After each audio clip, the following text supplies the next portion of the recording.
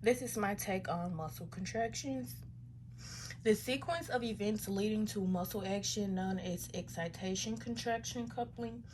In figure A, in response to an action potential, a motor neuron releases acetylcholine, which crosses the synaptic cleft and binds to receptors on the plasma lemma.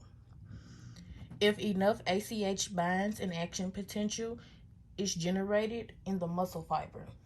So muscle contractions is initiated by the motor neuron impulse or action potential.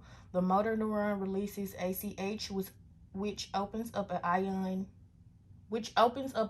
gates in the muscle cell membrane, allowing sodium to enter the muscle cell, which is depolarization. If the cell is sufficiently depolarized, an action potential is generated and muscle contraction occurs. So when the motor neuron is activated, all of the muscle fibers in its motor unit are stimulated to contract.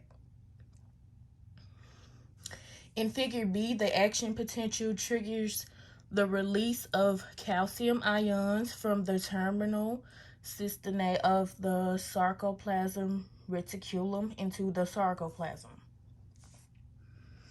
The action potential travels along the plasma lemma, then moves through the T-tubule system, causing the stored calcium ions to be released from the SR.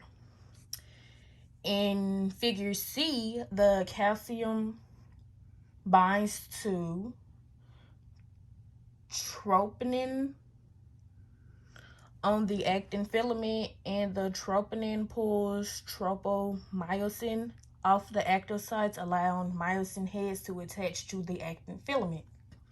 So calcium ions bind with troponin, then troponin moves to the tropomyosin molecules off of the myosin binding sites on the actin molecules, opening these sites to allow all the myosin heads to bind them. Once a strong binding state is established with actin, the myosin head tilts, pulling the thin filament past the thick filament. The tilting of the myosin head is the power stroke. So energy is required for muscle contractions to occur. The myosin head binds to the high energy molecule ATP, and the ATPs on the head splits ATP into ADP and P, releasing energy to fuel the contraction.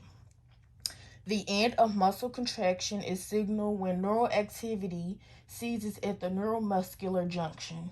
Calcium is actively pumped out of the sarcoplasm and back into the SR for storage.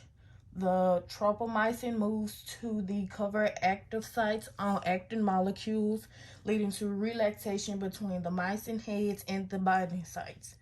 So, like muscle contraction, muscle relaxation requires energy supplied by the ATP.